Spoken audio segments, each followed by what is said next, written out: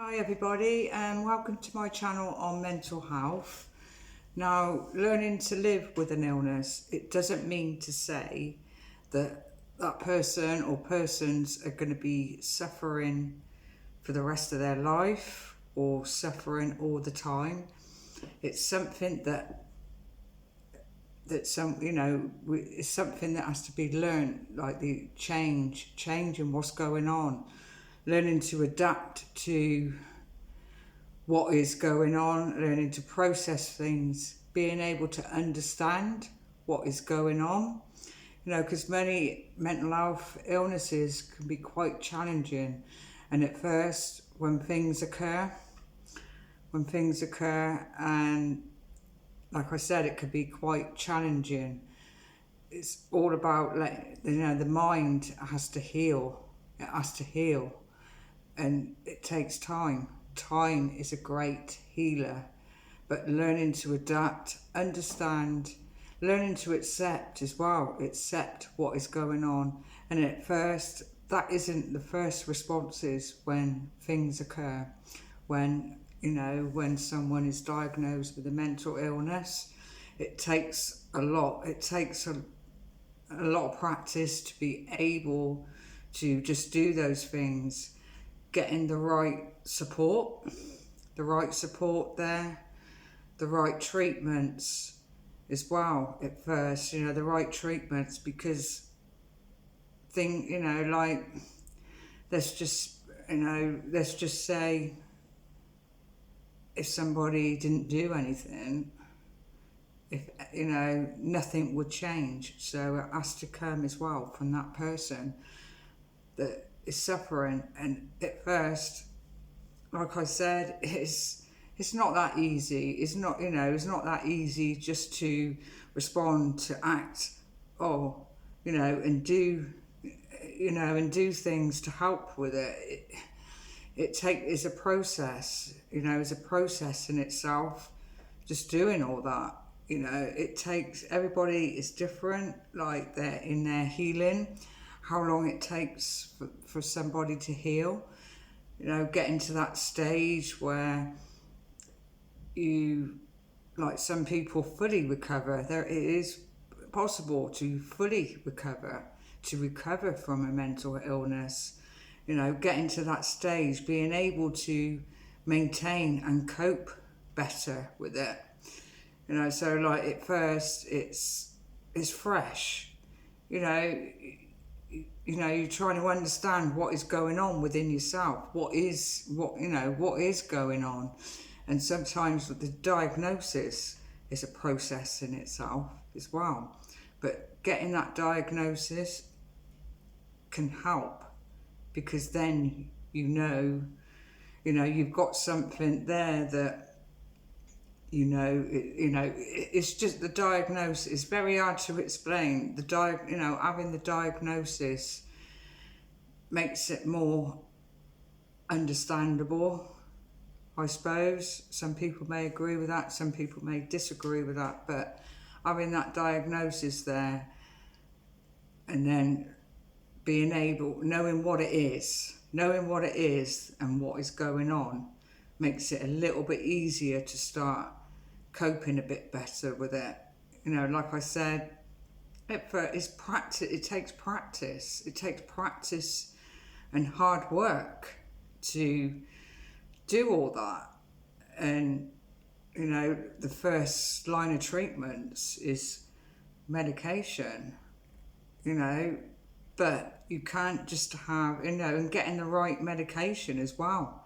Getting the right medication that's going to suit that person as well. Some people, not everybody, but some people have really bad side effects from medication. It doesn't suit them. The side effects there in itself. So you imagine suffering with an illness and then having the side effects on top. Isn't that good? And then giving another tablet to that, and things like that, and where people are on like high doses of medication, and that's it. And it's okay to, like people may need that medication, but having other things as well to do in place. I mean, you got to think with anybody, if we just sat around, we didn't do nothing, it will start to affect our mental health. Because like I said, we've all got mental health. So, but somebody that's suffering with an illness, it just makes these things difficult to do, you know, your day-to-day tasks. But it's learning to be able to do it, learning to manage and maintain it, cope with it, finding self-help care, your own coping strategies, your own tools there. You know, all that is a process, but it's all about learning to live with it and being able to cope with it better, being able to get to a stage where, you know, it's a recovery, it's getting to a stage of recovery and being able to cope better with it. So learning to live with an illness is a journey, but, you know, there's hope, there is hope. You know, like I said, when people say learning to live with an illness, you know, it makes it sound like, oh, this is what, you know, am I going to have this, and am I going to be suffering for the rest of my life, you know? No, it's what you do, what a person does or somebody does that's going to help and benefit them. We all find our coping tools that we can do to maintain our mental health, you know, having things in place that's going to benefit and so forth. But at first, like I said, it takes time. It takes the acceptance there, accepting the illness, accepting that you have an illness, because that can be great difficulty at first, you know. It's something new. It's learning to adapt to something. It's learning to adapt to a change of what is going on, a change that is affecting your day, you know, your day-to-day living. But learning to, like I said, gradually, eventually making that change, making another change for the better, because by not doing anything, you know, nothing is going to change. Nothing's going to change for the better. So it's learning, like I said, learning to live with it, adapt to it, coping, learning to understand your illness, how it affects you, because, you know, there's many different illnesses, but it doesn't mean to say everybody is going to affect them the same. Everybody gets different, their symptoms, how it affects them differently to somebody else.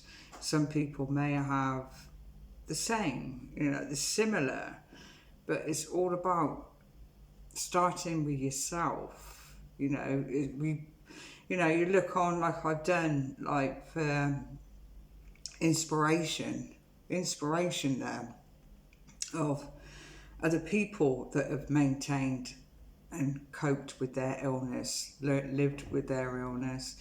You know, all these things help because we thrive on, like, our inspiration goes towards other people, like what they've done, and it can help and benefit us as well. So as well, like when I said about like the medication, having other things in place, getting the right treatments, like you're starting to express things, getting things out of your head of what's going on, giving yourself that space. There's a lot to it, but it doesn't happen at once, and it doesn't happen straight away. It's patience there, patience and time. You got to think the mind has to heal. Just think of trauma, and it takes time, but eventually it will heal, and it will heal naturally with the things that you do that's going to benefit and help with it. And to be able to, eventually, things get difficult at times with it. That's natural. It may be a bit rocky, at times, but when you get to a stage where you're coping better with it and you've got them tools that can help alongside anything else that you do, you're learning, you're practicing, you're learning to just be able to, you're practicing to live with the illness until, like I said, it's not all doom and gloom. You get to, you learn to be able to, like I said, to cope better. You start to want to do more. Like it benefits with your motivation when you've got things to do, because sometimes your motivation can lack, your mood and everything else. But, like with the coping tools that you have, sometimes you may think that is not working. You're in a difficult situation and it may seem forever, but that happens sometimes with it, with an illness, but eventually it gets better and easier. Over time, it gets easier, to cope with. Like I said, many people are fully recovered from mental illness, fully recovered. Just look up, if you're watching this video, look up stories people have told about their how they've coped, and some of them are fully recovered. Some of them are on that path where they're maintaining it, and their symptoms, it's all like your symptoms gradually over time, your symptoms start to alleviate, and you'll get days, times where you're symptom free, and because of you're helping your illness to recover in what you do. Like I said, back to the medication, you have to have other things in place. And I think we should give people a bit more hope with mental health and encouragement, because having that support and that encouragement there can go a long way for people suffering with an illness. It's bad enough having to cope with the illness, and thinking, is this it?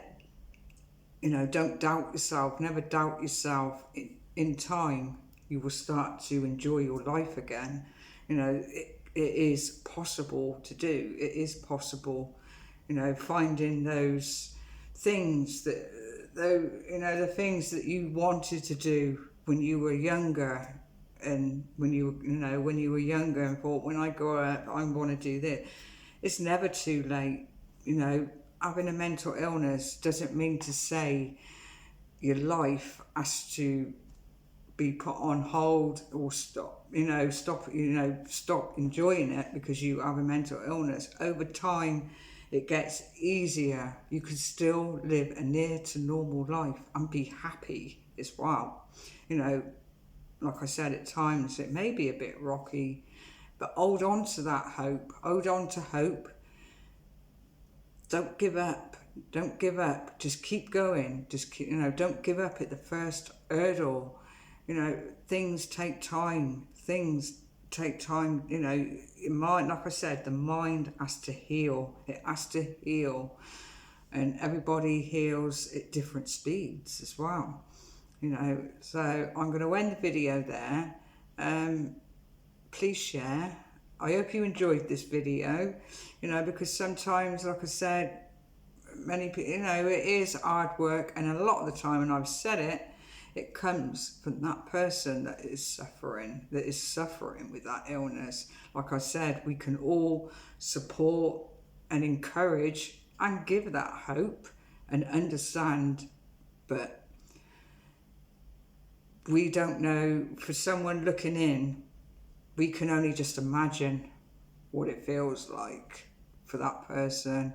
We don't exactly know what it feels like ourselves, but it doesn't stop us from understanding mental health and encouraging better support, and encouragement there, and giving out hope. And like I said, don't give up at the first hurdle. Don't doubt yourself, because it is possible. There is recovery for mental health. It's just something that you have to obviously learn to live with, to be able to cope with it and deal, cope with it better and accept. And like I said, everything what I said at the beginning of the video as well. So like I said, I'm going to end the video. Please share.